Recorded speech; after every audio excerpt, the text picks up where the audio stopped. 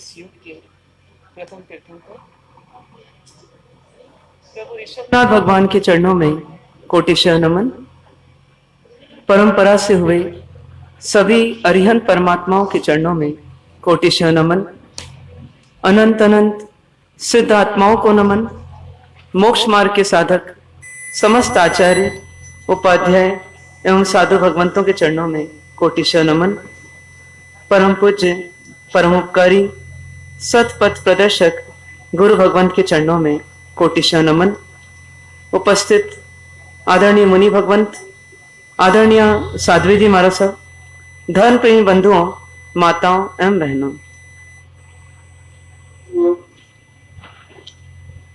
चातुर्मास काल अध्यात्म की आराधना, धर्म की आराधना करने के लिए एक विशेष मौसम होता है, जिस मौसम में हम न केवल अपने धर्म का बीजारोपण करते हैं, बल्कि इसी मौसम में हम धर्म की फसल तक पहुंच जाते हैं और हमारा आत्मा का खेत लहलहा उठता है फसल के माध्यम से। उसी लक्ष्य से प्रतिदिन आप हम सब सावन मास से लेकर अभी भादो मास तक सत्संग के माहौल में, स्वाध्याय के माहौल में, तप के माहौल में अपने आत्म कल्याण का एक प्रयत्न कर रहे हैं। चातुर्मास के दो विभाग हो जाते हैं। एक चातुर्मास का पूर्वार्ध होता है, एक चातुर्मास का उत्तरार्ध होता है। पूर्वार्ध का काल पर्युषण तक होता है, उत्तरार्ध का काल पर्युषण के पश्चात शुरू होता है। कुछ लोग ऐसे होते हैं जो पूरे पूर्वार्ध में जुड़ते हैं, उत्तरार्ध में नहीं जुड़ पाते। कुछ लोग ऐसे होते हैं जो पूर्वार्ध में भी नहीं जुड़ पाते, लेकिन कभी कभी पूर्वार्ध के अंत में जुड़ पाते हैं और पर्युषण मनाते हैं। लेकिन अधिकांश लोग, अधिकांश स्थानों पर देखें तो पर्युषण या उसके ठीक पूर्व लगभग धर्म में पूरी तरह से सक्रिय हो जाते हैं और धर्म में लगने का अपना पूरा प्रयत्न करते हैं। सब प्रकार के एडजस्टमेंट्स होते हैं, सब प्रकार की व्यवस्थाएं होती है और व्यक्ति चाहता है कि मैं किसी भी तरह से इस मौके को नहीं चूकूं। ऐसे मौके पर हमें क्या करना और क्या नहीं करना, यह हमारे लिए एक सोचने का विषय होता है कि जब हम तन से जुड़ ही जाते हैं तो मन से और कैसे जुड़ सकते हैं। तो उसके लिए पर्युषण पर्व वास्तव में क्या है? तो एक ऐसा पर्व है कि जिसमें हमारे को बाहर की चिंताएं छोड़ करके, बाहर के प्रपंच छोड़ करके अपने भीतर में जो कमियां, जो कमजोरियां, जो गलतियां, जो दोष घर कर गए हैं, उन दोषों को निकालने का प्रयास करना, जिससे कि हम कह सकें कि जैसे दीपावली पर अपन घर को सजा देते हैं, उसी प्रकार से पर्युषण में हम, जैसे दीपावली दशहरे में हम रावण को जला देते हैं, उसी प्रकार से हम पर्युषण में अपने दोषों को जला दें। जैसे राखी में हम अपने वालों से संबंध स्थापित कर लेते हैं, भाई बहन से संबंध स्थापित हो जाता है, उसी प्रकार से आत्मा का देवगुरु धर्म से संबंध स्थापित हो जाए, ऐसा ये पर्युषण पर्व। तो ऐसे पर्युषण पर्व को मनाने के लिए, जिसमें कि हमें बदलना किसको है? तो दुनिया में किसी को नहीं बदलना, सिर्फ स्वयं को बदलना है। और स्वयं को बदलना आचार्य सूत्र में कहा गया है कि बहुत ही कठिन काम है। उस कठिन काम को करने के लिए हम निकले हैं, ऐसा मान के चलें। तो ठीक उसके पूर्व कुछ हम ऐसी तैयारी करें कि हम अपने लक्ष्य तक पहुंच सके। और आज का दिन यही टर्निंग पॉइंट है कि हम अपने जीवन को बदलने की दिशा में आगे बढ़ें। इसको हम एक दूसरे तरीके से समझेंगे आज कि जैसे एक व्यापारी व्यापार करता है और व्यापार करते हुए उसको 31 मार्च तक का जो भी उसका लेना देना, हिसाब किताब, जो भी कुछ होता है, वो 31 मार्च की बुक क्लोज हुई और वहीं उसका लेखा जोखा बंद हुआ और उसके आधार पर उसका रिटर्न जाता है। ठीक उसी प्रकार से ये संवत्सरी का पर्व जो आ रहा है, ये एक तरह से धर्म व्यापार करने वाले व्यापारी यानी अपन स्वयं, उनके लिए एक रिटर्न का मौका है। मतलब हमारे को जैसे इनकम टैक्स में अपनी फाइल रिटर्न करना होती है, अपने पेपर्स रिटर्न करने होते हैं, उसी प्रकार से हमारे को यहाँ पर अपने पूरे साल भर का लेखा जोखा कि कितना पुण्य किया, कितना पाप किया, कितने सुकृत किए, कितने दुष्कृत किए, कितना अच्छा किया, कितना बुरा किया, किस किस के साथ बुरा किया, किस किस के साथ अच्छा किया, ऐसा सब हिसाब किताब पूरा बना करके 31 मार्च यानी भादो सुदी चौथ, उस शुभ दिन पर अपन क्या करते हैं, परमात्मा की साक्षी में प्रतिक्रमण करते हुए अपन अपना पूरा हिसाब किताब चिट्ठा जो है वो वहां पर समर्पित कर देते हैं। और इसलिए इसका नाम संवत्सरी पड़ा। संवत्सरी मतलब वार्षिक दिन, संवत्सर मतलब होता है वर्ष, और संवत्सरी मतलब वर्ष का एक महत्वपूर्ण दिन। क्यों? क्योंकि देखा जाए तो अध्यात्म की दृष्टि से भादो सुदी पांचम से अपना वर्ष शुरू होता है कि अपने को पुनः एक नया वर्ष मिला है। अब इसमें हम देखें कि हम क्या सही कर रहे हैं, क्या गलत कर रहे हैं, क्या अच्छा क्या बुरा कर रहे हैं, और ऐसा करते हुए भादो सुदी चौथ को हमारा वर्ष का समापन हो जाता है। और यहां पर हमको देखने का मौका मिलता है कि मैंने कितना अच्छा किया और कितना बुरा किया। तो इस लक्ष्य से हमारी पूर्व तैयारी होनी चाहिए कि हम अपने जीवन की बैलेंस शीट अच्छी बनाएं और हम अपने रिटर्न को अच्छी तरह से प्रस्तुत करें। कभी कभी कुछ लोग ऐसे होते हैं जिनके जीवन में कुछ कमियां, कुछ गलतियां, कुछ कमजोरियां रह जाती है, तो वो वर्ष भर में कई बार जाने और कई बार अनजाने में गलती कर देते हैं। आप हम सब उससे अछूते नहीं है। ये गलतियां हमने अनेकों की है जिसको अपन आज देखते हैं, लेकिन इन गलतियों को करने के बावजूद भी अंतिम 9 दिन, अंतिम 8 दिन हमारे लिए बहुत महत्वपूर्ण है। क्यों? क्योंकि जैसे एक व्यापारी कभी कभी साल भर सोया भी रहे तो भी वो 20 मार्च, 22 मार्च, 24 मार्च तक आते आते बिल्कुल सक्रिय हो जाता है कि भैया क्या बैंक में डालना है और क्या किससे लेना है, क्या किसको देना है, कौन से बिल काटना है, कौन से वाउचर्स बनाना है, ये सब करके वो अपनी तैयारी करता है इससे कि रिटर्न जाए तो अच्छा जाए। तो हमारे पास ये अंतिम 8 दिन भी कैसे हैं? अपने जीवन में जो गलतियां की भी हो तो उनको धोने के लिए, उनको सुधारने के लिए हमारे पास ये अंतिम 8 दिन है कि हमने वर्ष भर में कुछ गलती की तो उसको सुधार लें हम। तो उसके लिए हमारे को आज से तैयारी शुरू करना है। इसलिए आज का अपना टॉपिक है कि आइए बनाएं जीवन की बैलेंस शीट। आइए बनाएं जीवन की बैलेंस शीट।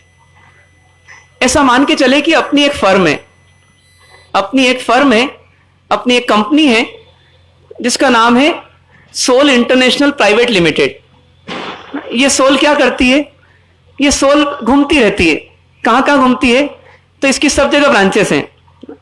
84 लाख योनियों में, 4 गतियों में, जगह जगह पर ये जन्म लेती है, वहां पर अपना कुछ बसाती है, फिर वहां से किसी और ब्रांच की ओर निकल जाती है और फिर वहां कुछ बसाती है। इस प्रकार चलता रहता है। ऐसे करते करते ये भटकती रहती है, मतलब दौरे करती रहती है और अपनी ब्रांचेस को संभालती रहती है जा जाकर। कभी एकेंद्री बन करके, कभी बेनरी बन करके, कभी तेनरी, कभी चौरेंद्री और कभी पंचेंद्री। जैसे एक व्यापारी जो होता है जगह जगह अपनी ब्रांचेस बना देता है और फिर दौरे करता रहता है, उसी प्रकार से ये आत्मा भी दौरे करती रहती है। अब इसीलिए इसका फर्म का नाम क्या हो गया? सोल इंटरनेशनल, क्योंकि ये नेशनल नहीं है, इंटरनेशनल है। और साथ में कैसी है? ये किसी और की शेयर होल्डर्स इसमें कोई नहीं है, बस अपन ही है सब कुछ। या तो प्रोप्राइटरशिप माने और या फिर प्राइवेट लिमिटेड मान लें इसको। ऐसी ये अपनी फर्म है। अब इस फर्म में अपन तो अभी इस वर्तमान ब्रांच की स्थिति देखें जिसमें अपन अभी जी रहे हैं, वो कौन सी है? वो मनुष्य गति है। अब इस मनुष्य गति में भी हम पिछले वर्ष को देखें तो पिछले वर्ष में और अभी तक बैलेंस शीट बनाते समय हमें 2 चीजें देखना होती है। क्या हमारी असेट्स हैं और क्या हमारी लाइबिलिटीज हैं, मतलब क्या हमारी संपत्ति है और क्या हमारे दायित्व हैं।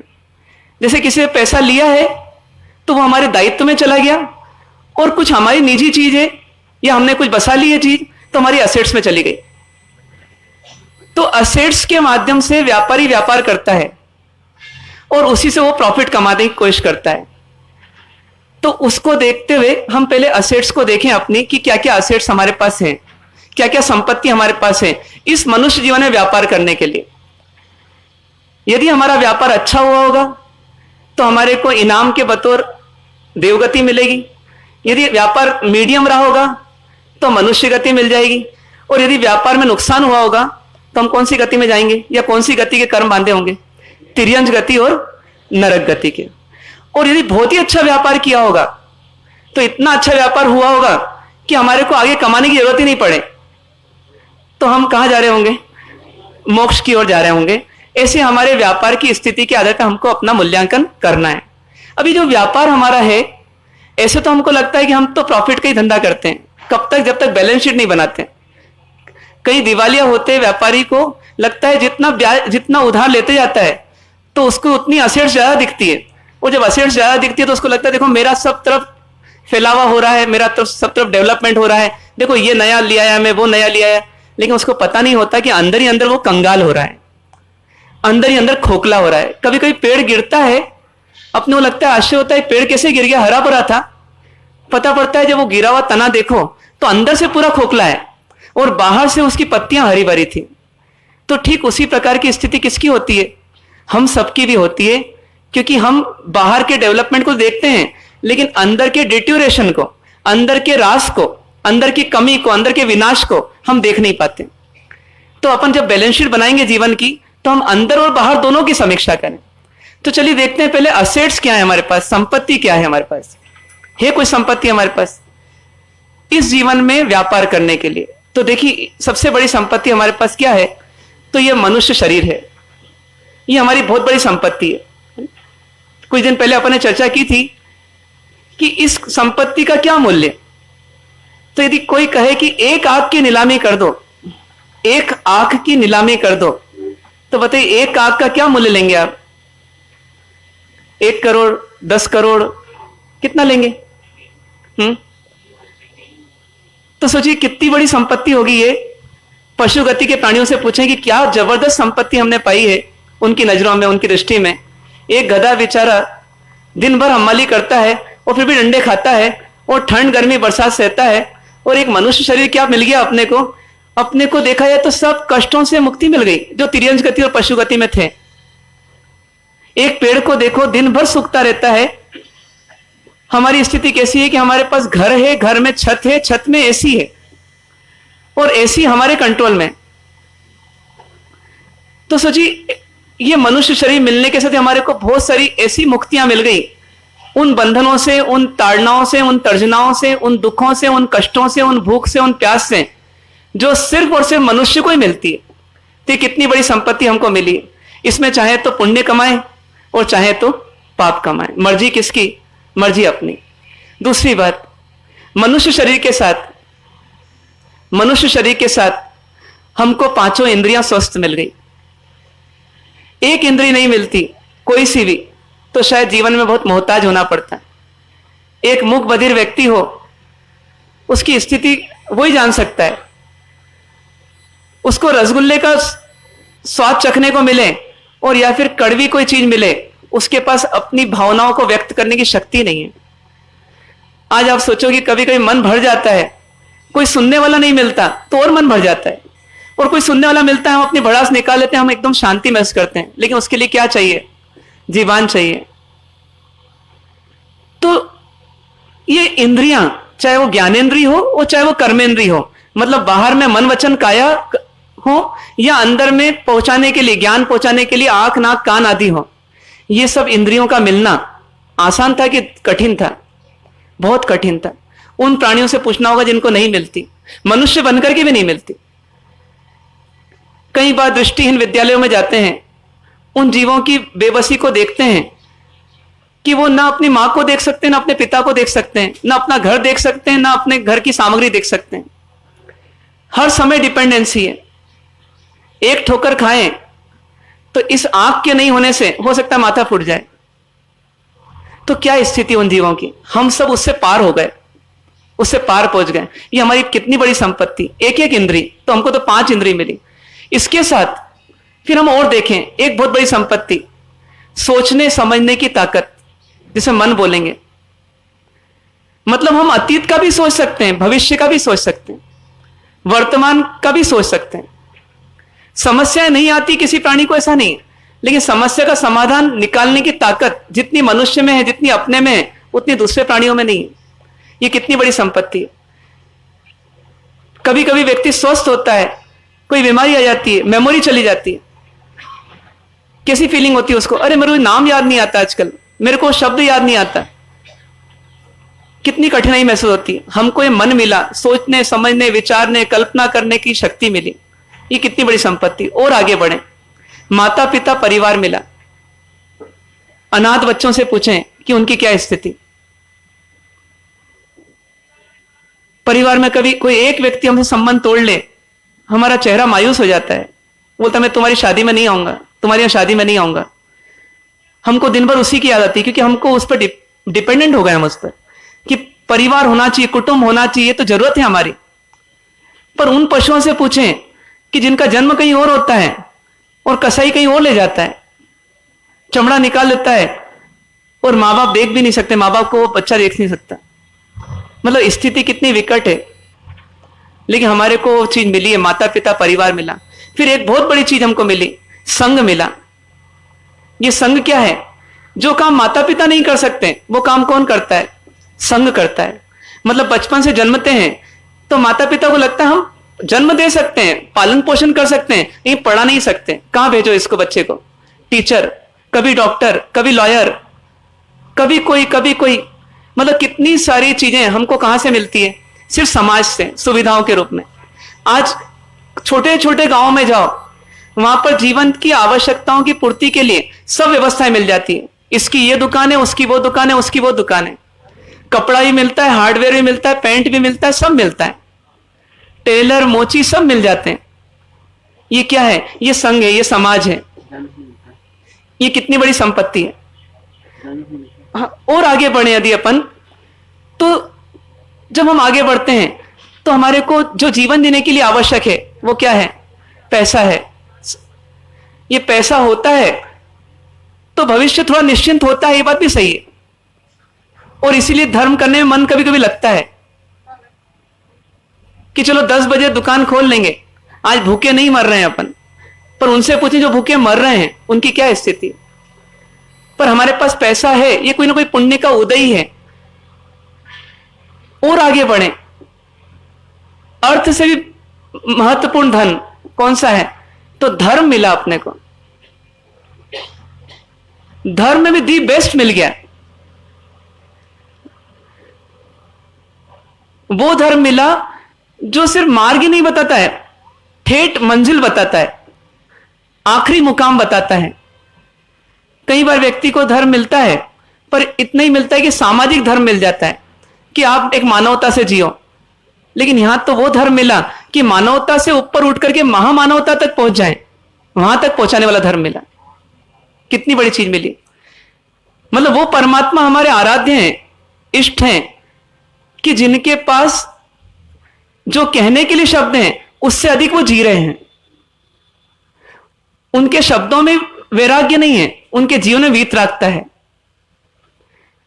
उनके शब्दों में ज्ञान नहीं है, उनके पास केवल ज्ञान है। वो आसक्ति छोड़ने का उपदेश नहीं दे रहे, बल्कि 12.5 वर्ष भगवान महावीर जैसे देखें तो अनासक्ति के जीवन में जिए। जो तब कह नहीं रहे तब कर रहे हैं। ऐसे महापुरुषों से हमारे को प्रेरणा मिल सके, ऐसा पूरा धर्म परिवार मिल गया। उसमें अनेक तीर्थंकर, अनेक केवली, अनेक मुनिगण हमको मिल गए। इसके साथ समय समय पर चूंकि परमात्मा मिले तो परमात्मा का परिवार भी हमको मिला, मैंने जैन समाज भी हमको मिला। और जैन समाज के माध्यम से हमारे को कल्याण मित्र मिले। किसी ने बचपन में हमको पाठशाला पहुंचाया होगा, किसी ने पाठशाला में पढ़ाया होगा, कोई हमें तीर्थ यात्रा ले जाता है, कोई हमें प्रेरणा देता है उपधान कर लो, नवाणु कर लो, कोई बोलता है चलो प्रवचन में चलो, कोई बोलता है चलो पर्यूषण बना लो। ये कल्याण मित्र से भरा हुआ हमारा परिवार बहुत बड़ी संपत्ति हमारी, बहुत बड़ी गुडविल है हमारी।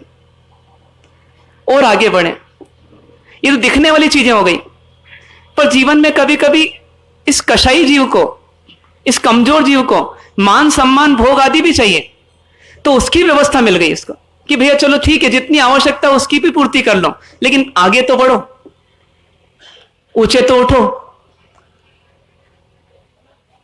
इन सब असेट्स के बीच में कौन बैठा है? ये आत्मा बैठा है।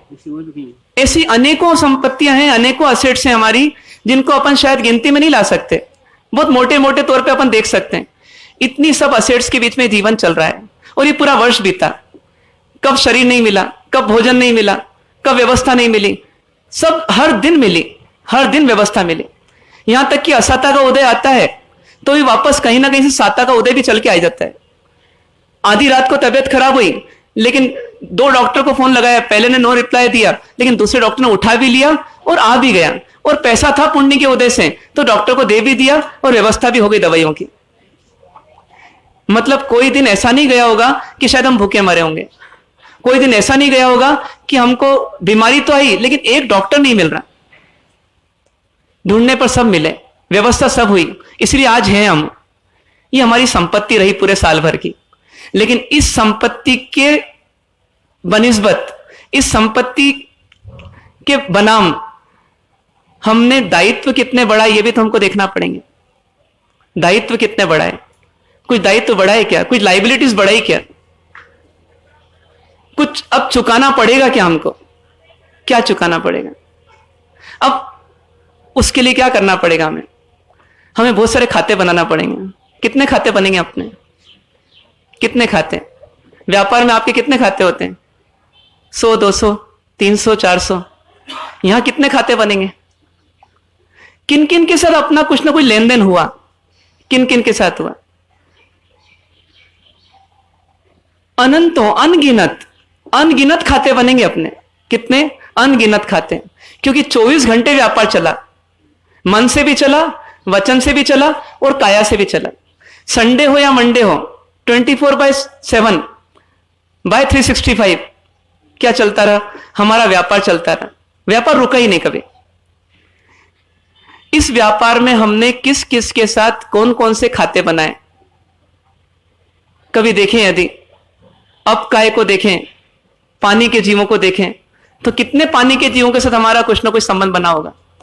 रोज नहाना मंजूर किया, नहाने के साथ कई जगह दूसरी तरीके से पानी ढोला। पानी पीते ही नहीं है, पानी ढोलते भी हैं हम। कपड़े भी धोए, बर्तन भी मांजे, बहुत सारे काम किए। रगड़ रगड़ के पोछा भी निकाला। पोछा निकाला चलो ठीक है, गाड़ी भी धोई। 200-200 लीटर पानी से एक गाड़ी धोई एक बार में, और कभी सर्विसिंग के लिए भेजी तो खुशी खुशी लेकर आए कि गाड़ी कितनी एवन लग रही है, पर उसमें कितने लीटर पानी ढुला कोई हिसाब नहीं, कितने गैलन पानी ढुला कुछ हिसाब नहीं। वो सब अपकाय के जीव, एक बूंद में कितने असंख्य जीव होते हैं। साइंस के हिसाब से भी 36,450 जीव। उन सब के साथ हमारा क्या हुआ? हमने उनको दिया या उनसे हमने कुछ लिया? लिया हमने। तो ये सब उधारी है, ये उधारी है, और आज हमारे पास लाइबिलिटीज के रूप में है। हमको चुकाना है ये सब कि नहीं चुकाना पड़ेगा। यदि हमसे कोई लेके जाता है तो हमारे को दिन में 10 बार याद आता है कि उससे वो लेना है, लेना है, लेना है। तो जो दे के जाएगा उसको भी देना है हमारे को। फिर और देखें यदि आगे, तो तेव का है, वायु का है के जीव। एसी चलाने में बड़ा मजा आया। जरा सा एसी 1 घंटे के लिए बंद हुआ तो मन से एसी चलता रहा, वचन से एसी चलता रहा। कब लाइट आएगी, कब एसी चालू होगा, कब लाइट आएगी, कब एसी चालू होगा, ये चलता रहा अंदर। ये छोटे छोटे जीव बोल नहीं सकते, लेकिन भीतर ही भीतर इनकी चित्कार निकलती रही। ये मरते रहे, जलते रहे, और हम खुशियां मनाते रहे। फिर कभी कोई आयोजन किए, कोई पार्टीज दी, पार्टी देने में और मजा आया। हमारी पार्टी में 1000 लोग आए, हमारी पार्टी में 2000 आए, हमारी पार्टी में 5000 आए, पर हमने ये देखा नहीं कि उनके लिए जो आरंभ समारंभ हुआ तो उसमें कितने तो मकोड़े मरे होंगे, कितने मच्छर मरे होंगे, कितनी मक्खियां मरी होंगी। ये सब का हिसाब किताब चल रहा है अब हमारा। ये सब अकाउंट्स खड़े हो गए हैं, और ये सब ऐसा नहीं होगा कि साल बीत जाएगा तो हमारे अकाउंट्स क्लोज हो जाएंगे। ये सब कैरी फॉरवर्ड हो जाएंगे। होंगे या नहीं होंगे? आज इतने सारे जीव पशुगति में हैं क्यों? मनुष्य इतने कम क्यों उनकी तुलना में? तो उसका उत्तर ही एक है कि ये जीव पुण्य के उदय में पाप बहुत करता है, पाप के उदय में पुण्य उतना नहीं करता। इसीलिए पाप को चुकाने के लिए इसको कहां जाना पड़ता है? तो निचली गतियों में जाना पड़ता है और वहां पाप चुकाना पड़ता है। आज चींटियों की संख्या देखो, एक मकान बनाने के लिए गड्ढा खोदना शुरू करेंगे तो उस समय कितनी चींटियों की बिल के बिल में से चींटियां बाहर आ जाएगी, और बाहर आ जाएंगे तो क्या बता रही हैं कि हमको बचाओ बचाओ बचाओ, लेकिन कौन बचा सकता है उनको?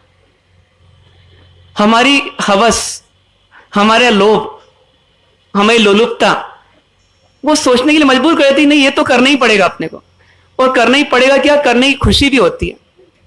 ये सब जो है ये लाइबिलिटीज गिन नहीं सकते इनको, इतनी लाइबिलिटीज हमारी है। इसमें थोड़ा और ऊपर उठ जाओ तो फिर गाड़ियां चली होगी हमारी। आज देखा जाए ट्रांसपोर्टेशन कितना बढ़ गया हमारा।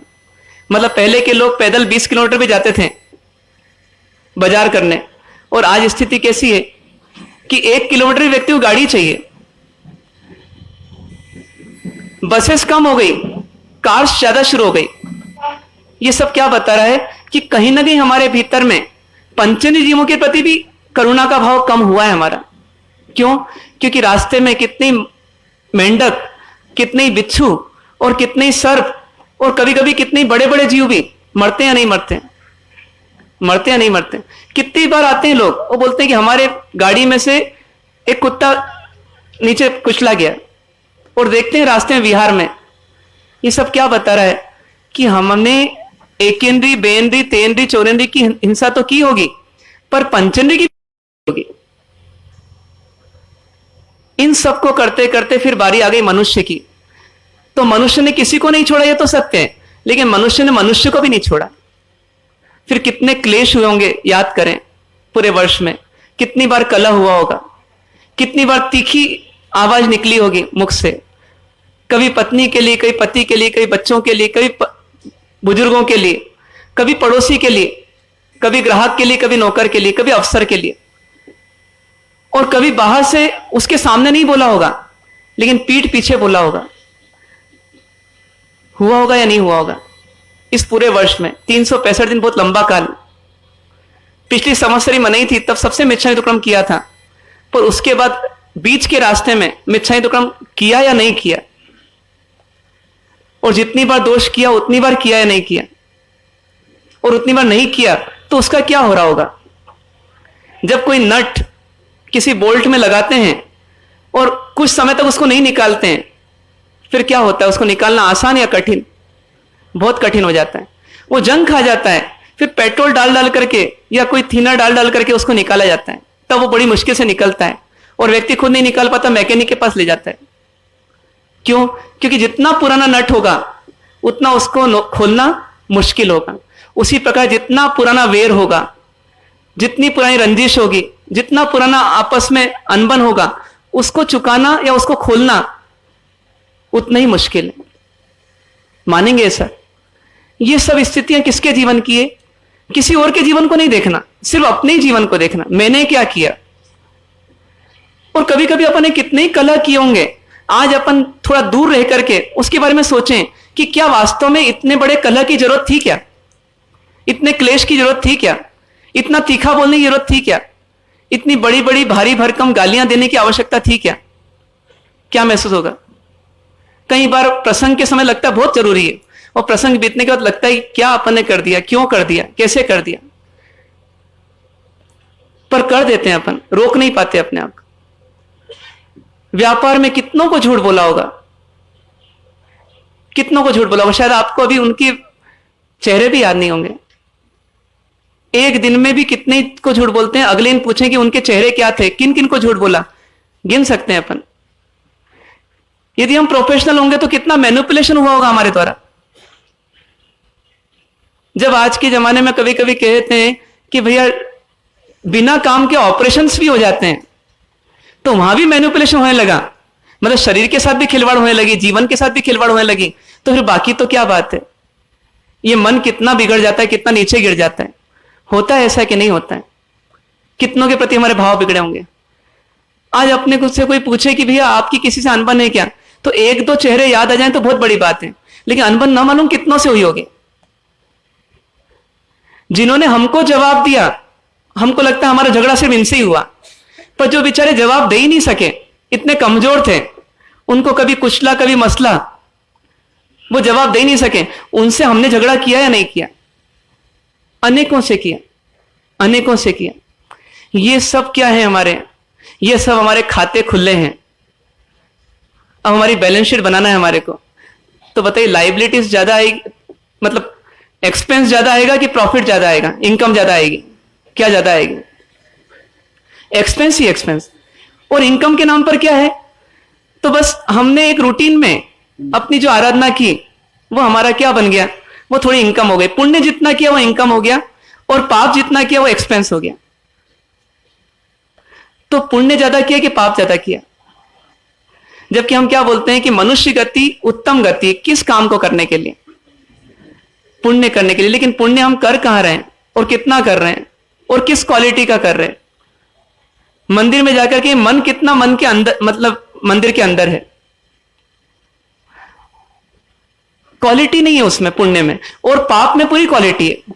टीवी देखी तो पूरी तल्लीनता से, और पूजा की तो तल्लीनता से नहीं की। दान दिया तो दान के साथ दिखाने का भाव भी कहीं आ गया। लेकिन किसी का पेमेंट नहीं दिया तो मुख से याद रहा कि बोलना नहीं किसी को अपने को कि अपने जानबूझकर नहीं दिया। यहां तक कि घर में भी शेयर नहीं होती बहुत सारी बातें पाप की, और पुण्य की बातों का ढिंडोरा पूरे समाज में पिट जाता है, आसानी से पिट जाता है। अपने अच्छे कामों को करने के बाद में भी जो मान कषाय अंदर आती है वो लंबे काल तक हमारा क्या बांधती रहती है? पाप बांधती रहती है। तो ये स्थिति है हमारी कमजोरियों की। मतलब ऐसा नहीं कि अपन एक दिन में धुल जाएंगे, एक साल में धुल जाएंगे, लेकिन हम माने तो सही कि हम कमजोर हैं, हम गलत हैं। हमारे भीतर में एहसास तो हो उसका। यदि एहसास नहीं होगा तो बीमारी निकले ही कैसे? ये तो कुछ सैंपल से कुछ दृश्य हैं अपने जीवन के। 18 पाप स्थानकों में से एक एक को देखें यदि, तो हमको दिखेगा देखो ये पाप भी किया, ये पाप भी किया, ये पाप भी किया। तो ऐसे पाप ही पाप में जीवन जीते रहे और खर्चा ही खर्चा होता रहा। खर्चा किसका हुआ? पुण्य का खर्चा हुआ। पुण्य का खर्चा हुआ। और थोड़ी देर पुण्य किया तो पुण्य के उदय में ही पुण्य किया। देखा जाए तो बहुत कम लोग होंगे जिन्होंने पाप के उदय में पुण्य किया। कभी कभी कुछ उदाहरण मिलते हैं तो अपन सबको अनुमोदना के भाव आते हैं। कोई कैंसर में है और वो बोल रहा है मैं आत्मा हूं, शरीर नहीं हूं। अपने को अनुमोदना का भाव आता है। लता जी मारोठी का जैसे अभी देखा कुछ साल पहले, चेन्नई में सुना, छल्लानी परिवार में कैंसर हुआ और फिर भी आराधना चलती रही। एक बहन को कैंसर हुआ, उसको पता पड़ा कि कोई जड़ी बूटी है, उसने लेने से इनकार कर दिया। बोले मुझे नहीं चाहिए, मैं मर जाना पसंद करूंगी। मैंने आज तक जमीकन नहीं खाया तो अब क्यों खाऊंगा? तो ऐसे लोग कितने हैं। और ये अनुमोदनी क्यों है? अब समझ में आएगा अपने को कि जहां अपन नहीं होते वहीं की तो अनुमोदना कर सकते हैं अपन, पर वो भी कुछ लोग करते हैं, पर करने योग्य होते हैं इसलिए उनकी की जाती है। तो ऐसी अनुमोदनीय कार्य हमारे जीवन में आ सकते हैं, नहीं आ सकते? आ तो सकते हैं, आ तो सकते हैं, लेकिन जीवन से सबक लेंगे तो आगे का जीवन अच्छा बनेगा। तो ये बैलेंस शीट जो हमको बनाना, ये क्या देखने के लिए कि मैंने क्या गलतियां की इस साल और मुझे अगला साल कैसा बिताना, अगला साल कैसा बिताना। यदि मेरी वाणी से यदि तीखा बोलने की आदत है मेरी और किसी का दिल दुखता है तो चलो मैं 2 घंटे मौन रखूंगा अगले साल। कम से कम 2 घंटे मुझे सोचने का मौका तो मिलेगा कि हे जीव तू गलत मत बोलना। First think and then speak. पहले सोच फिर बोल। कभी हमारे भीतर में ये भाव आ जाए कि देखो मैंने भोजन के नाम पर न मालूम कितने जीवों को सताया, तो चलो मैं अब जमीकन का सेवन नहीं करूंगा। मैं जमीकन का सेवन करता आया, अभी 8 दिन नहीं कर रहा हूं, इसके आगे कंटिन्यू कर दूंगा। आज का नास्तिक व्यक्ति क्या बोलता है, क्या मालूम उसमें जीव होते भी होंगे कि नहीं होते होंगे। पर कभी ऐसा हो सकता है कि किसी बॉटल पे लिखा है पॉइजन और बॉटल पूरी खाली है और आपसे कहा जाए इसमें पानी भर लो और पी लो, बस बॉटल पूरी खाली है, बस लिखा पॉइजन है। पी सकते हैं उसको? क्यों नहीं पिएंगे? रिस्क कौन उठाए? रिस्क कौन उठाए? तो 1% भी यदि हमारे को हमारे परमात्मा पर, आचार्यों पर श्रद्धा हो तो हमारे मन में क्या होना चाहिए कि जब उन्होंने कहा है कि इसमें अनंत जीव हैं, यदि 1% भी ये बात सत्य है, 1% भी, तो मैं इसका सेवन क्यों करूं? मैं अनंतों जीवों के साथ प्रतिदिन क्यों अनुबंध करूं? क्यों पाप का एग्रीमेंट करूं? क्यों मैं पहले उनको सताऊं फिर मैं बाद में भुगतूं? मैं इसको नहीं खाऊंगा, इसका सेवन नहीं करूंगा। तो जिसको अपने जीवन की दिशा बदलना है उसको क्या करना? आज के इस दिन अपने अतीत को याद करना और अतीत को याद करके अपने भविष्य को अब किस दिशा में ले जाना उसका चिंतन करना। ये आज का दिन इसलिए टर्निंग पॉइंट है। वास्तव में पर्यूषण हम कब मना पाएंगे? जब पर्यूषण की पूर्व भूमिका बनेगी हमारे मन की। मंदिर में तो लाइटिंग लग जाएगी, लेकिन हमारे मन में थोड़ा उजाला हो जाए ज्ञान का, तो हमें लगे कि हाँ देखो यहां गलत है अपन, और ये सुधार भी सकते हैं अपन, इसमें कोई दिक्कत नहीं है। करने वाले तो बहुत आगे बढ़ जाते हैं, हम उनको देखते जाएं, हम थोड़ा थोड़ा आगे बढ़ते जाएं। रात्रि भोजन नहीं करें तो क्या दिक्कत है? 8 दिन नहीं करेंगे अपन, तो 8 दिन के बाद 9वें दिन नहीं कर सकते क्या? कर सकते हैं। रात्रि भोजन नहीं करना, साल भर में रात्रि भोजन नहीं करेंगे तो क्या बोलते हैं ज्ञानी किसी अपेक्षा से कि वे 6 महीने के उपवास का तो लाभ मिल ही गया, क्योंकि 12 घंटे नहीं खाएंगे, तो 12 घंटे नहीं खाएंगे 365 दिन, तो 180 दिन उपवास जैसा हो गया हमारा, तो फिर क्या दिक्कत? और सबसे बड़ी बात है कि पेट स्वीकार कर लेता है। पेट तो बोलता है कि हाँ दिन में लेंगे तो ज्यादा अच्छा है, पर हमारा मन बोलता है कि नहीं, एक टाइम दिन में और एक टाइम रात में, दोनों का अनुभव लेना है अपने को, दिन का भी और रात का भी। कुछ लोग तो बोलते हैं हम एकाशना करते हैं दिन में और फिर एकाशना करते हैं रात में। पर सोचिए यदि रात्रि भोजन त्याग हो जाए तो कभी हेडलाइन में लाना नहीं पड़ेगा कि इस व्यक्ति ने रात्रि भोजन छोड़ दिया इसलिए व्यक्ति चल बसा, ऐसा आएगा कभी?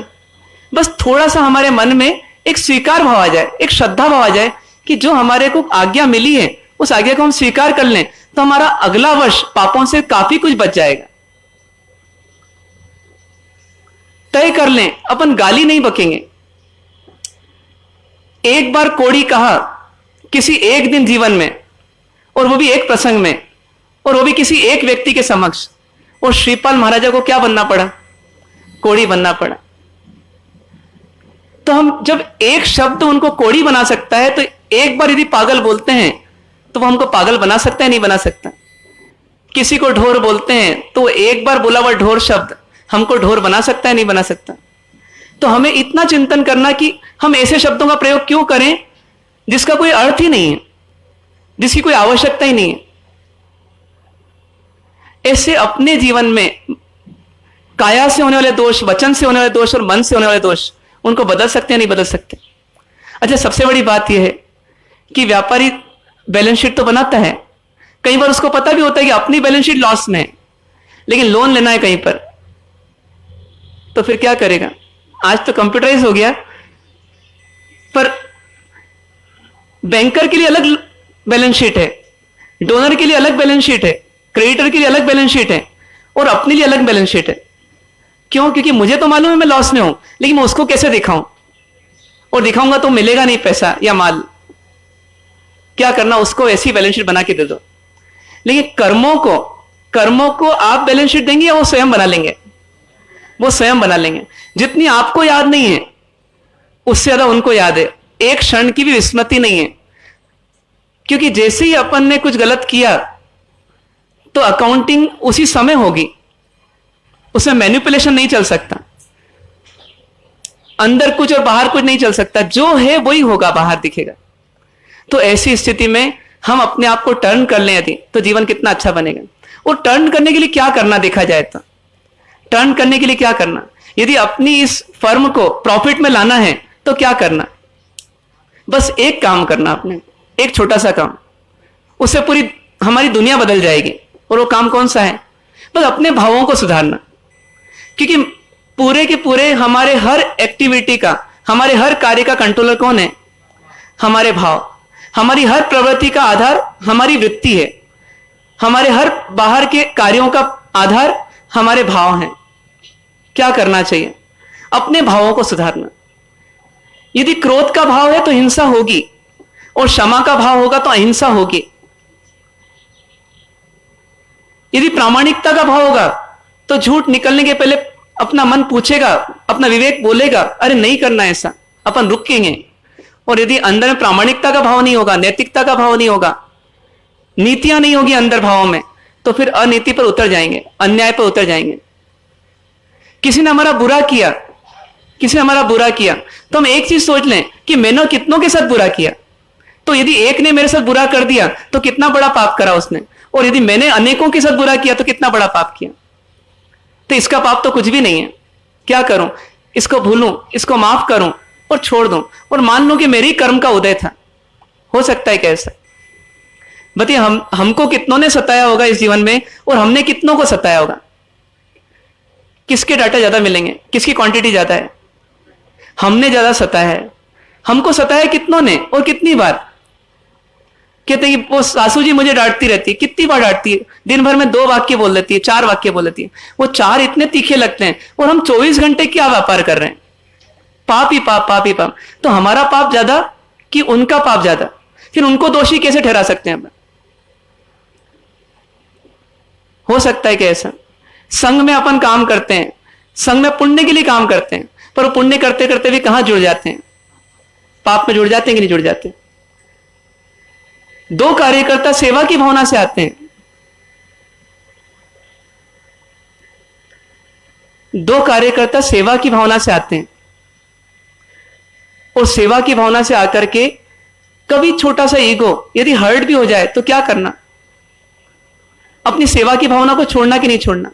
नहीं तो हम क्या होगा, पुण्य के रास्ते में आए, बड़ी मुश्किल से आए, बहुत कम लोग आते हैं, और क्या होगा, एक प्रसंग हमारे को वापस कहां धकेल देगा? पाप में धकेल देगा। वो बच्चा जब चढ़ता है ना फिसल पट्टी पर, तो बड़ी मुश्किल से सीढ़ी चढ़ चढ़ के ऊपर जाता है, लेकिन फिसलता है तो कितनी देर लगती है? 1 सेकंड। तो ऐसी हमारे फिसलने में कितनी देर लगती है? क्षण भर। अच्छे भाव करने के लिए उद्देश्य निकले। एक बार कुमारपाल भाई ने बोला था कि यदि आप समाज का काम कर रहे हो, तो आप ये मान के चलो कि आप 24 कैरेट के सोने भी होगे, तो समाज आपका मूल्यांकन 14 कैरेट से ज्यादा नहीं करेगा। तो आपको इतनी तैयारी रखना पड़ेगी। हालांकि कठिन है, लेकिन असंभव नहीं है। जब हम अपने दोषों को देखते हैं, अपने पापों को देखते हैं, तो हमें लगता है दूसरा कोई गलत है ही नहीं। बुरा जो देखन में चला, बुरा ना मिले कोई। अधमाधम अधिको पति सकल जगत ना हो।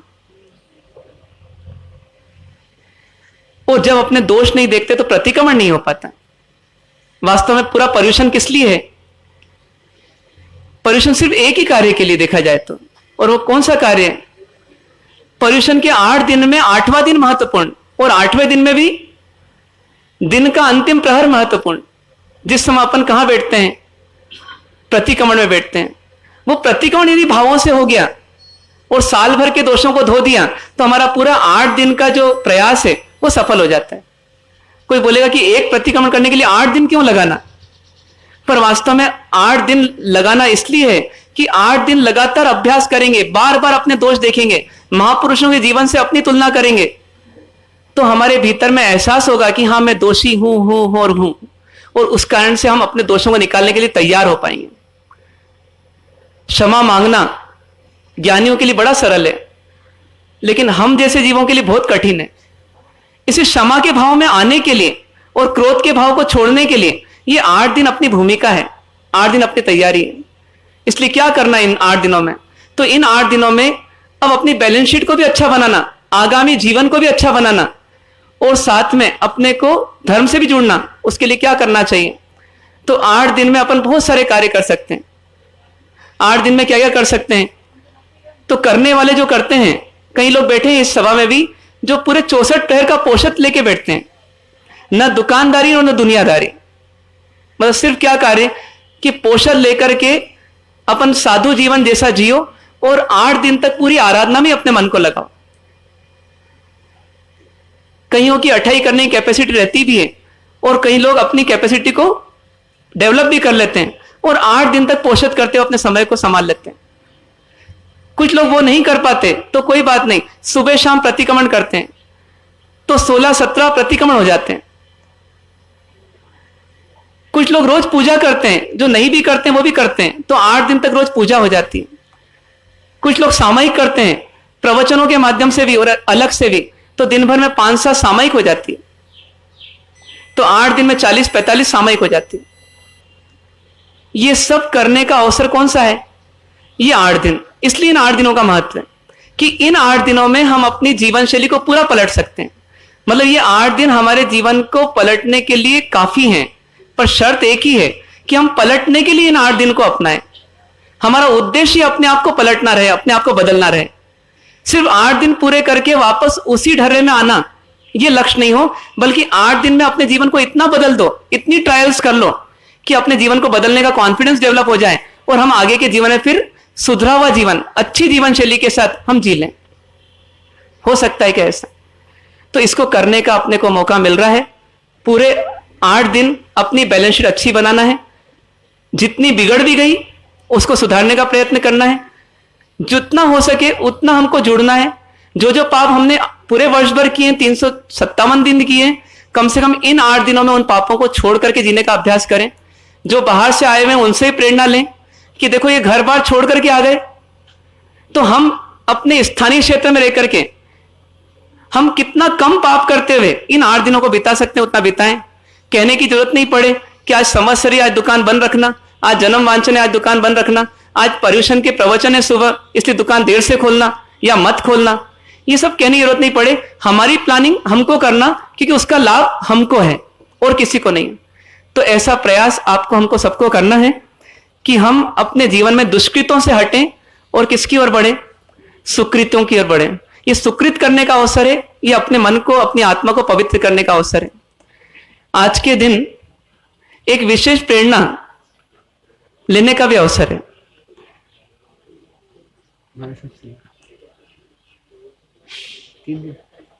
सबको सबको सबको हो जाए, सबको हो जाए। ठीक। ओम शांति, ओम शांति। मार सकते माइक कल से टाइम टेबल 5 एक मार सकते? 2 मिनट बोलिए। नहीं नहीं बोल रहे। नहीं, नहीं।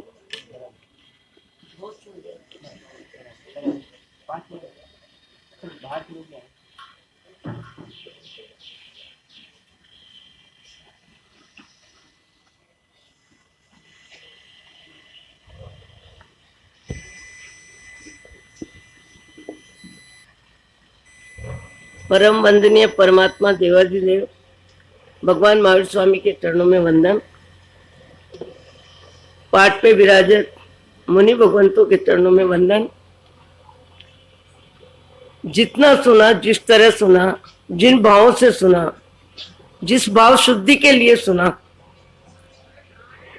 और ऐसे व्यक्तित्व से सुना जिन्होंने उस मार्ग से अपने आप को काफी हद तक अलग कर लिया। जीवन सबको मिलता है, पर हकीकत है यदि अपने में झांकें तो जीवन गलतियों से भरा हुआ है। जीवन गलतियों से भरा हुआ है, प्रमाद से भरा हुआ है, ईर्ष्या द्वेष आलोचना से भरा हुआ है। जीवन में झांकने का मौका भी इस तरह के प्रवचन सुनने पर मुझे लगता है मिलता है, और इस तरह के प्रवचन श्रवण करने का अवसर 8 दिन पर्युषण पर्व में आपको, हमको, सबको मिलेगा। पर जीवन में झांकते हैं, जीवन को देखते हैं तो लगता है खो दिया बेकार जीवन। जीवन की संध्या आ गई, जीवन जीने जैसा मार्ग लिया, जीवन जैसा जीने के लिए मार्ग मिला, गुरुओं की कृपा भी हुई, पर स्वयं की भाव जगत की तृष्णा, भाव जगत की ज्यादा में ज्यादा 5 इंद्रियों के विषयों की लालसा, रसना वासना की वृत्ति जीवन से कम नहीं होती है। तो ऐसी स्थिति में कोई किसी को कितना भी ऊंचा शब्द बोल दे, कितना भी ऊंचा अच्छा वाक्य बोल दे, किसी के कहने से कुछ नहीं होता। मेरे मन को मैं ही जानूं या जाने तू मेरे राम। मेरे मन को मैं ही जानूं या जाने तू मेरे राम। बस आपको, मेरे को प्रभु परमात्मा की कृपा से अंतर में झांकने के लिए सद्बुद्धि मिले, और गुरु कृपा से सद्बुद्धि मिलती है तो जीवन जीने में जितनी गलतियां होती है उन गलतियों को याद करने पे मन ग्लानि से भर जाएगा। मन इतना ग्लानि से भर जाएगा कि वास्तव में मनुष्य जीवन मिला पर हम आकृति से ही मनुष्य रहे, प्रकृति और प्रवृत्ति में मनुष्य नहीं बन पाए। दूसरों की गलतियों की गिनती करने में हमारी बुद्धि खूब काम करती है, अपनी गलतियों को ढकने में हमारा मन बहुत सजग रहता है। क्या बोलना, कितना बोलना। हमारी तो जीवन संध्या आ गई। जीवन गुरु कृपा से मिला, पर जीवन को न जी सके न समझ सके, केवल वाणी से दूसरों को शब्दों से मार्गदर्शन करना, ये कोई जीवन नहीं है। जीवन वह है जो जी के बोले, जीते हुए जो बोलता है, जी के जो बोलता है, जीवन को समझ के जो बोलता है, उसका जीवन भीतर में प्रमाणिक होता जाता है। और प्रमाणिक जीवन जो होता है उसकी जीवा बोले या न बोले। पूर्व विचक्षण सिंह जी महाराज का जीवन खूब देखा, अच्छे से देखा, पर पात्रता के बिना योग का, संयोग का सदुपयोग करने की सद्बुद्धि भीतर से प्राचीन संस्कारों ने नकार दिया। पुराने संस्कार हावी हो जाते हैं। पुराने संस्कार इतने हावी हो जाते हैं, 1,84 योनि में 5 इंद्रियों का आकर्षण, रसना वासना वृत्ति, परिग्रह रुचि, नाम और दाम में ख्याति। साधु जीवन में भी मेरा मन मुझे जानता है। ये जरूर कह सकती हूँ कि साधु जीवन में सांसारिक दृष्टि से प्रपंचों के बिना सुखी जीवन जीने का जरूर मौका मिला। सुखी जीवन शारीरिक दृष्टि से, सुखी जीवन शांति का जीवन, पर कर्म क्षय करने के मामले में, कर्मों को हराने में हार नहीं होती है। कर्मों की पुराने संस्कार जीत जाते हैं। जब समय आता है, जब मौका मिलता है, जब प्रसंग मिलता है, तब हमारा ज्ञान, हमारी समझ पानी भरती है। कितना भी व्याख्यान सुन लेते हैं, कितना भी व्याख्यान सुना दिया, मैंने भी जिह्वा से सुनाने का काम किया, पर अपनी आत्मा को वो ज्ञान कितना काम आया, खुद के लिए कितना काम आया, खुद की कषाय कितनी शांत हुई, विषयों में मन कितना निवृत्त हुआ, स्वाद वृत्ति कितनी शांत हुई, रंग का राग कितना कम हुआ, आकृति का मोह कितना कम हुआ, अच्छे होने से ज्यादा अच्छा दिखने का प्रयत्न कितना हुआ। अच्छा होना और अच्छा दिखना, अच्छाई दिखाई में जो प्रयत्न होता है, उसमें गुरु भगवान ने 2 दिन पहले जैसा समझाया, माया। 2 शब्द थे, क्रोध और मान, लोभ और माया। पहली बात तो शरीर मैं हूं, ये मान्यता ही माया है,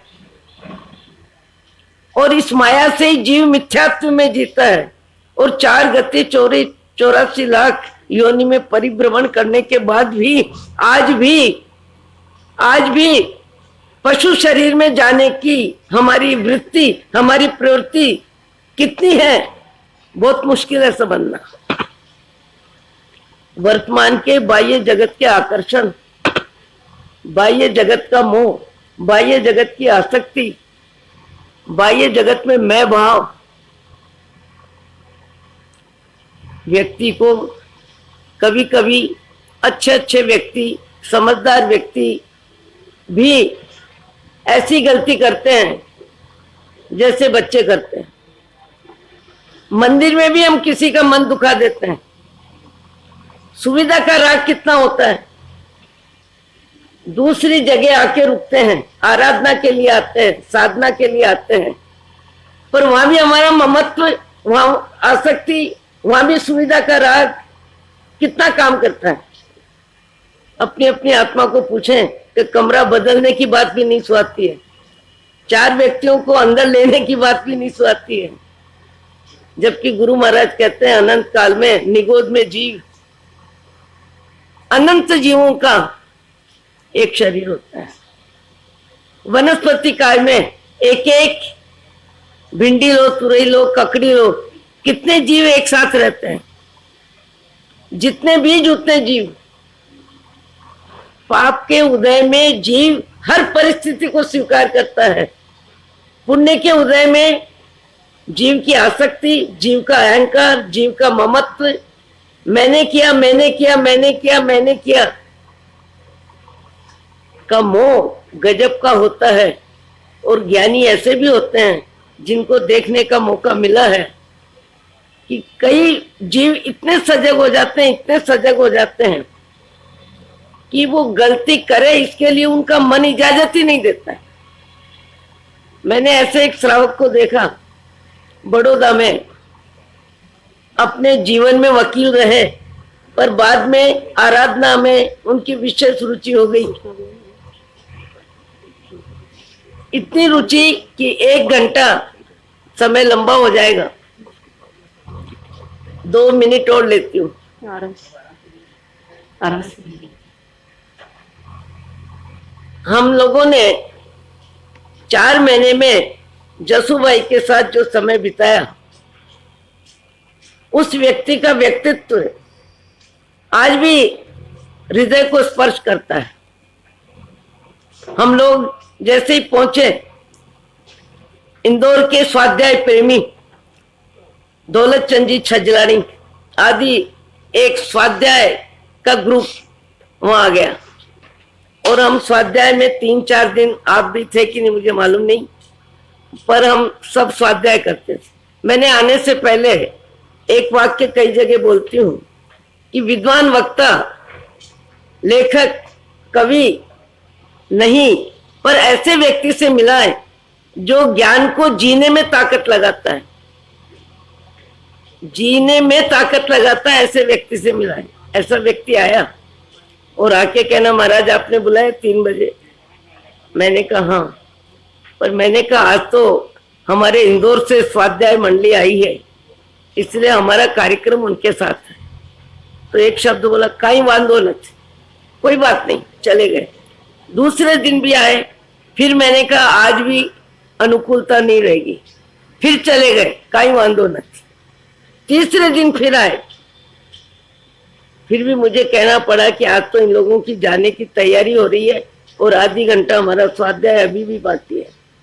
फिर वो व्यक्ति कहता है कहीं वांदो नहीं। 3 दिन उनके साथ जो व्यवहार हुआ, उसके बाद भी चौथे दिन वो आ गए। मैंने कहा आप आए कैसे, आपका मन कैसे हुआ, आपका मन हुआ कैसे? क्योंकि 2-3 बार आप किसी को वंदन करें, किसी के दर्शन करें, किसी को गोचरी की बार बार प्रार्थना करें, वो ध्यान न दे तो भाव बदलना कोई बड़ी बात नहीं है। मैंने कहा आप आए कैसे? कहने लगे 3 दिन ज्ञानियों के ज्ञान में आपके हमारी चर्चा का योग ही नहीं था, इसलिए इसमें सोचने की क्या बात। फिर हम स्वाध्याय में रोज बैठने लगे, हमको लगा ये व्यक्ति हकीकत में हमारे लिए बहुत उपयोगी है। 3 से 4 हमारा स्वाध्याय होने लगा।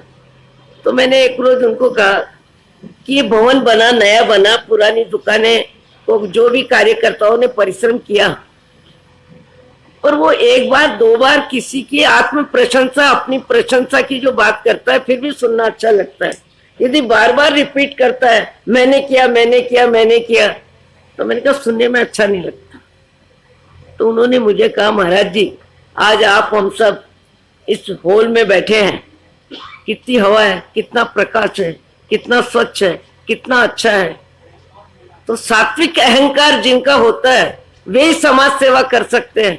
आपको हमको तो उनको धन्यवाद देना चाहिए। तो उनके परिश्रम से, आपका मेरा क्या परिश्रम है, यहाँ आपका हमारा कोई परिश्रम नहीं है, फिर भी हमको इतनी सुविधा, इतनी व्यवस्था मिली है, तो उनके प्रति कृतज्ञता ज्ञापित करें या उनकी आलोचना करें। मुझे लगा सही में ये व्यक्तित्व अपने सुधार में बहुत आगे निकल गया। ऐसे ही कुछ बातें हुई। फिर एक रोज उनकी पत्नी के विचार अलग थे। पत्नी भी आ गई और कहने लगी, महाराज इनको तो कुछ भी कहो कोई असर नहीं होता, ये किसी समय संसारी थे, अब ये तो आत्मा में रहते हैं, पर मुझे तो सारा घर परिवार देखना पड़ता है। मेरा बेटा कल बंबई गया और मुझे बोल के नहीं गया, इनको बोल के नहीं गया, केवल पत्नी को बोल के चला गया। तो हम लोग क्या मर गए क्या? तो मैंने कहा, जसू भाई ये बहन क्या बोल रहे हैं? बोले, महाराज अपने अपने विचार हैं, अपने अपने विचार हैं। मेरा बेटा मेरी दृष्टि में इतना समझदार है कि 9 बजे उसको अचानक बंबई जाने की व्यवस्था लेनी पड़ी और उस व्यवस्था में वो जाते हुए पत्नी को बोल गया। तो पत्नी को बोल गया और मुझे नहीं बोला, इसमें क्या फर्क पड़ा? मैं तो सोचता हूं मेरा बेटा बहुत समझदार है कि मेरे पिताजी 9 बजे सोते हैं, 3 बजे आराधना में, ध्यान में, कायसर्ग में, जाप में 9 बजे तक उनकी आराधना चलती है। तो मेरी दृष्टि में तो बहुत सही है। पिताजी कहते हैं मेरी दृष्टि में बहुत सही है, इनके विचार ये जाने। यानी जब कभी भी मुझे याद है मैं कोई निंदा का प्रसंग छेड़ देती या निंदा की कोई बात उनके सामने आती तो ऐसे बैठ जाते जैसे उनको नींद आ गई। हकीकत है, ऐसा व्यक्ति मैंने जीवन में, कई महानुभाव हैं, कई होंगे, जैसे हमारे गुरु महाराज भी, कोई भी बात करो अपन तो अपने बारे में सोचो। महेंद्र सागर जी महाराज से कभी भी बात करो तो कहेंगे अपन तो अपने बारे में सोचें, अपन को आगे क्या करना है। तो कई महानुभाव ऐसे होंगे, पर मैंने अपने जीवन में ऐसे व्यक्ति को देखा कि जो निंदा शब्द में अपने आप को सम्मिलित ही नहीं करता और अध्यात्म रुचि इतनी कि शुगर की वजह से पांव भी अलग हो गए और हमारा काम पड़ा बातचीत का। तो कहने लगे, धूलिया में आ गया, जलगांव नहीं आ सकता हूं क्योंकि हमारा जसू भाई 1.5 पांव वाला थया छे અને હું જોઉં છું। જસુભાઈ 1.5 પાવ વાળા થયા છે અને હું એમને જોઉં છું, હું આનંદમાં છું। शरीर और आत्मा दो का भेद विज्ञान का लाभ कितना होगा उस आत्मा को। जयपुर से कृत्रिम पांव आएंगे तब जसुभाई चलते होंगे, तब चलना आएगा जसुभाई को, जसुभाई तब चलेंगे। हूं आनंद में छू, मैं आनंद में हूं। ऐसा भेद विज्ञान, तत्व ज्ञान का स्वाध्याय लगातार गुरु महाराज से आपको, हमको, सबको मिल रहा है। जिसका सद्भाग्य होगा, जिसकी आत्मा में निर्मलता बढ़ानी है, जिसको संसार परिभ्रमण कम करना है, त्रियंच और नरगति से जिसे छुट्टी लेनी है, वही व्यक्ति जिनवाणी का पूरी तरह से लाभ लेगा। हकीकत में यह अवसर सामान्य नहीं है, समझने वालों के लिए विशेष अवसर है। ओम शांति।